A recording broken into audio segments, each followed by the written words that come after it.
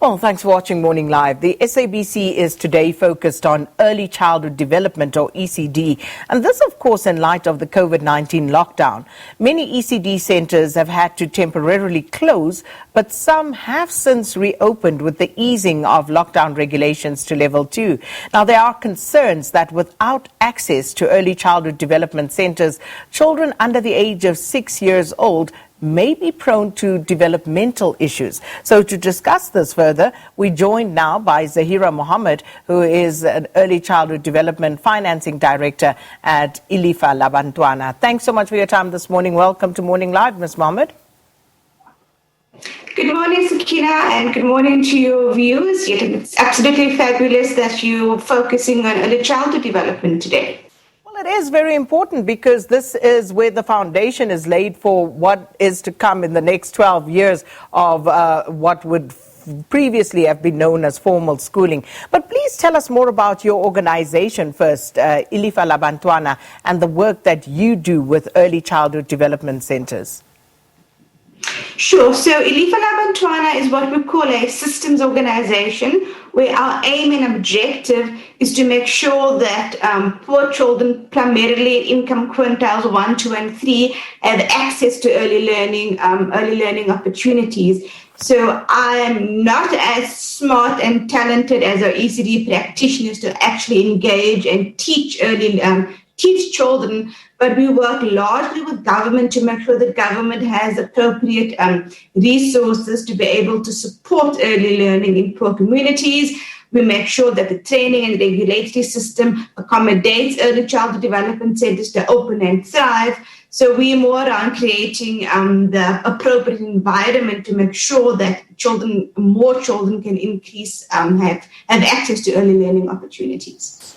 Now, since the lockdown, there are various concerns that have been expressed about children in the early childhood development band. And one of those is that children may develop some problems developmentally. So explain to us exactly what it is believed would happen if children continue to have little or no access to these centers. So, that's an issue and a problem before lockdown. So access levels to early childhood development in the country are very low, which is why the genesis of our organization is to make sure that more children have increased access to early learning. So lockdown, no lockdown, and the fact is if a child does not have access to early learning, that basic foundation, as you say, is not there, that's built to give them all the opportunities to allow them to thrive, that as when they enter the primary schooling system. It's the basics that you learn within the early learning environment that gives you the platform to learn how to read, to do basic numeracy, to do basic literacy. You aren't taught all of those within an early learning space, but it definitely provides you that platform to be able to do that. And in the absence of that platform being built for you, you enter the schooling system at a bit of a disadvantage to other children that had that basic scaffolding put in place for them. So it impacts on the ability to be able to learn at the level that they would have been able to learn if they had access to early learning. So the question then becomes, with the disruption that we've seen in 5 months of lockdown, some ECD centres have reopened, some are really struggling, some have been crippled by this lockdown. What does this mean for children whose learning has, of course, been disrupted as a result? And will they be able to enter grade 1 if they have not been in an ECD centre, 1, and 2, given this disruption that we've seen? What does it mean for those who are going to grade 1? So for children that have been accessing early learning prior to the lockdown, I think they would have built up a learning bank. And remember, children are extremely resilient and children learn in different ways. So while early learning is the environment where children prepare themselves formally for some kind of learning, children learn in lots of different types of environments. The way we interact with children is not a teaching type of setup. So those children that are not currently at early learning centers are in other environments. And it's our responsibility to make sure that the adults that they're with know how to engage them to make sure that the learning is continuous. Children learn by playing in the garden. They primarily learn through play. So there's a lot that children can still learn, even though they're not currently accessing an early learning program, so that whatever they've learned to date, well, I don't think it will be completely lost per se, but the critical point is we have to get them back into the system so they can continue the early learning. In terms of the ability to be able to perform and enter into grade one, most of those children that were accessing a program before lockdown will be able to catch up, and they should be able to access grade one. Again, my problem is more children that never accessed early learning prior to the lockdown will be still severely at a back foot compared to those who were accessing and had a bit of a break in the early learning. But again, as I said, while children learn in all different types and environments, it's critical that the sector gets supported to be able to reopen so more children can continue accessing early learning. Ms. Mohamed, do you know how many children are expected to enter grade one next year, and how many of those actually have access to early childhood development centers at this stage? So early childhood development addresses a large cohort. We're dealing with literally the ages of, we talk about children in utero, basically as part of the early childhood development age cohort. So before you're born, there are things that that's done to make sure that you're born in an environment that's safe for you, that you're born as a healthy baby, right through to the grade R age cohort.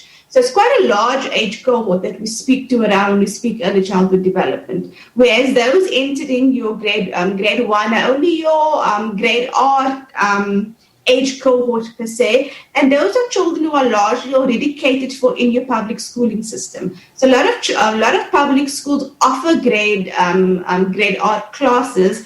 So a lot of them are so access to grade R is very different to what we call access to early learning opportunities. They're run off two different systems, and they've got to be thought of a little differently. So grade R access, due to it being linked to a primary schooling system largely, means lots of children are accessing grade R, but quite often that's their first point of contact with group early learning is at grade R, whereas that child should have been in some form of group early learning program from about 2.5 or 3, and prior to that, even if they weren't accessing group early learning program, there should be some connect point through the clinic system or through a home visiting program where that child and that caregiver have some kind of guidance around how to do early learning and how to do early stimulation, even in the very young days. So it's a lot more than grade R. It's critical that all the early learning needs to happen before a child actually reaches grade R. Yeah, and a great explanation there. But in terms of those, firstly, is grade R compulsory?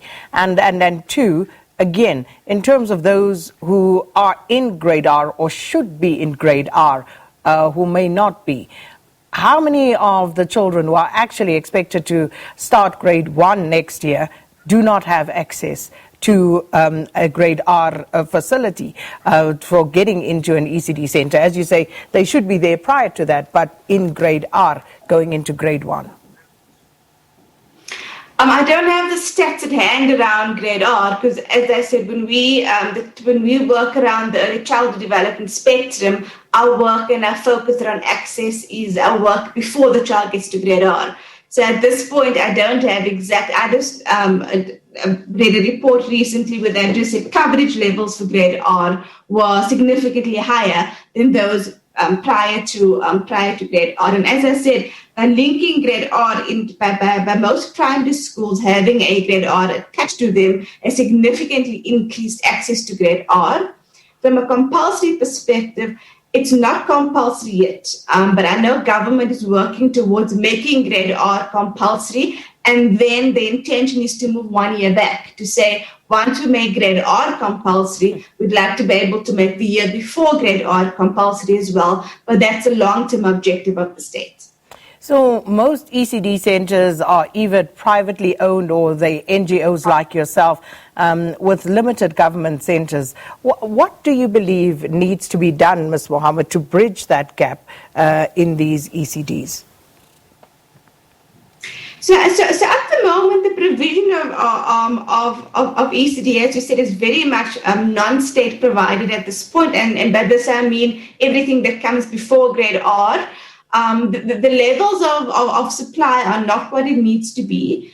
And that's partly because it takes a lot to be able to provide an ECD program. You need to comply with a significant level of municipal bylaws, as well as significant infrastructure requirements. So a lot of our providers out there find it difficult to meet a lot of the entry-level requirements because the bar is set significantly high. The bar, in terms of providing an ECD program, is very much set at someone living in a very formal type of environment.